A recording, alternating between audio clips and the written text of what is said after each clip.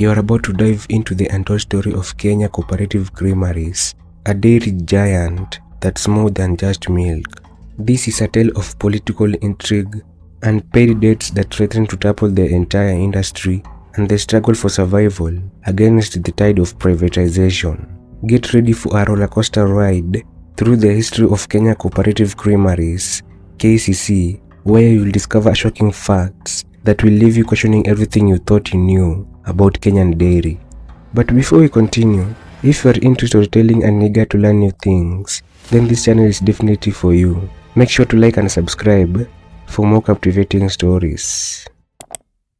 The Kenya Cooperative Creameries, KCC, has a rich history that dates back to the early 1920s.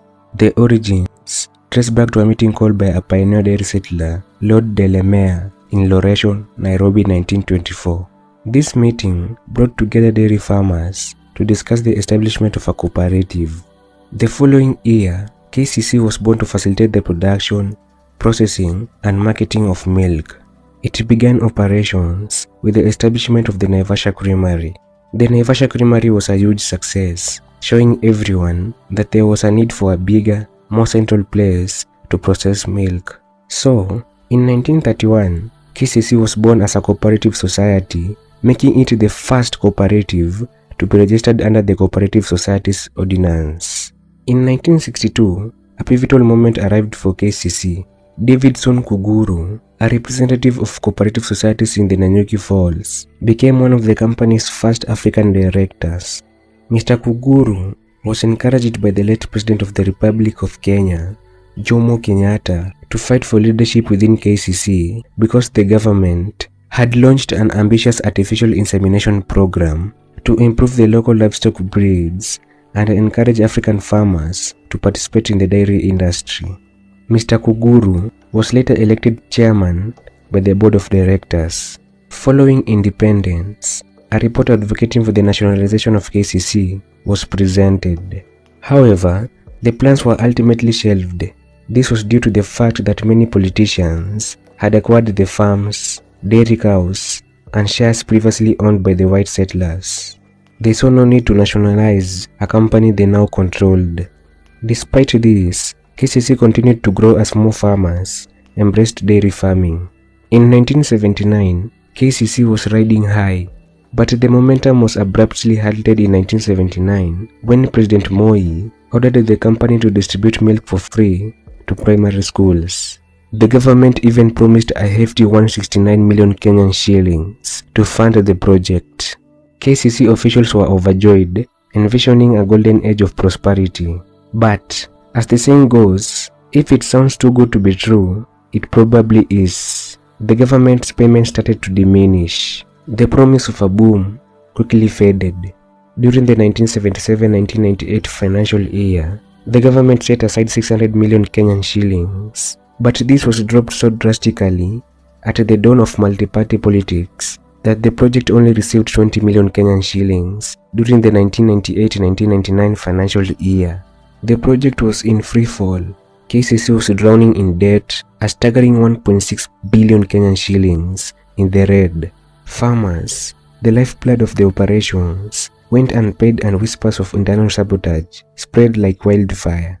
The parliament was shocked to learn that from 1993 onwards, shadowy companies were building KCC for non-existent materials. Kentasai Marketing Limited, Sundown Owner Supplies, Satellite Kenyan Limited, and Eta Now Services wrecked millions, a total of over 270 million Kenyan shillings siphoned from the company's coffers.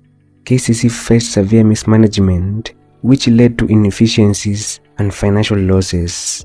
This mismanagement resulted in lack of trust among farmers. By 1999, KCC was in a dire financial state, with the milk prices plummeting to as low as 5 Kenyan shillings per liter. Many farmers were unpaid for their milk deliveries, causing significant distress in the farming community. In 2002, the Kenyan government intervened to address the crisis. They formed the new KCC to take over the management of the defunct KCC. New management was put in place, focusing on revitalizing the operations and restoring trust among farmers. This included timely payments and improving the quality of milk processing. President Kibaki's administration stepped up, settling a massive debt of over 546 million Kenyan shillings owed to the dairy farmers. Some farmers said the new KCC was already making a difference, stabilizing market prices by buying up excess milk and turning it into a powder.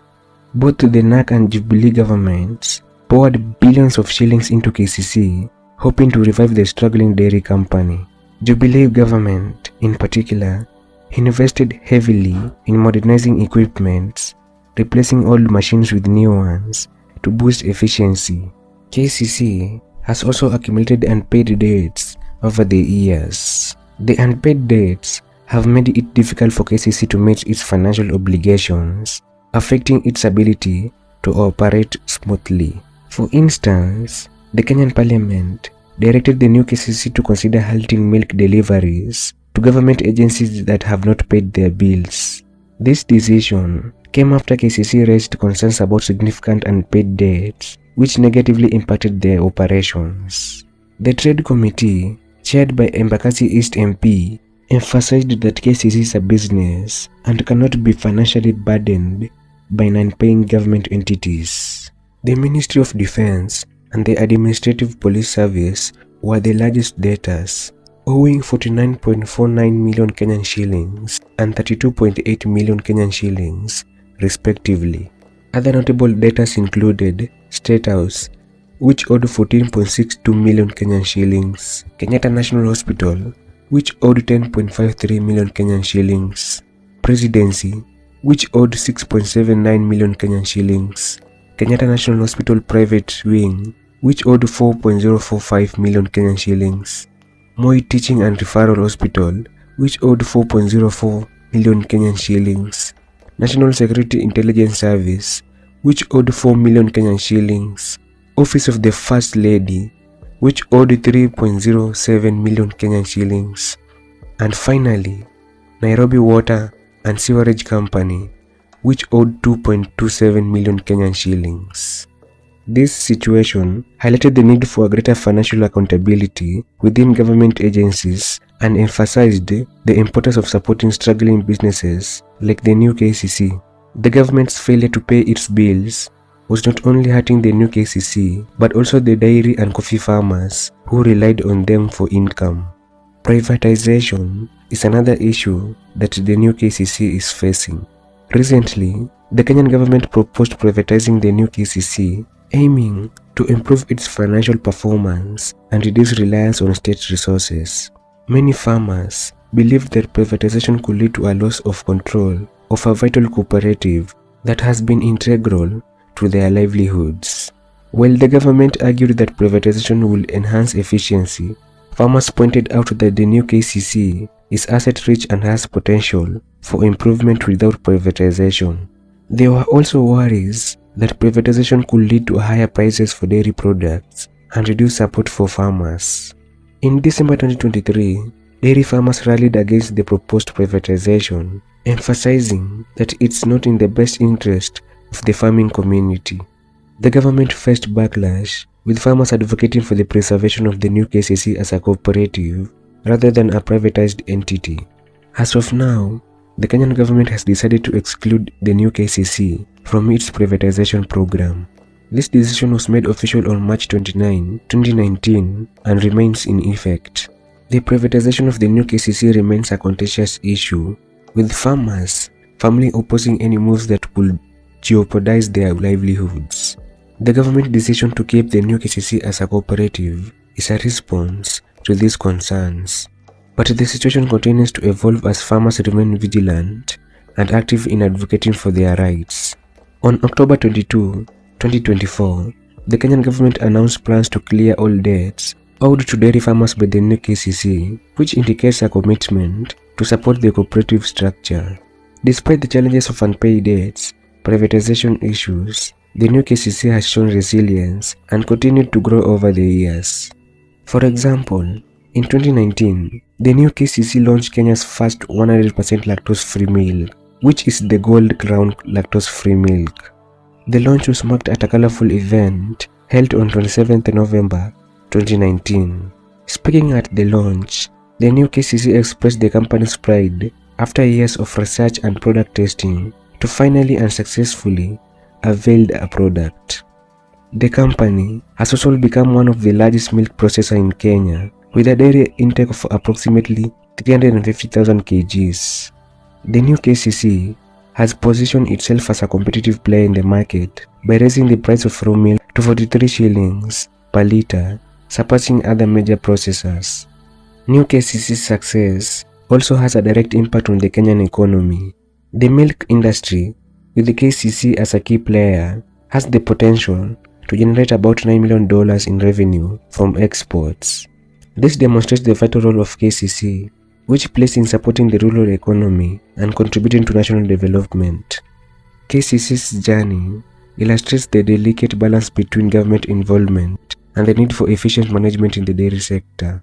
While it has made strides in growth and development, the ongoing issues of financial instability due to unpaid debts and the contentious topics of privatization continue to pose challenges.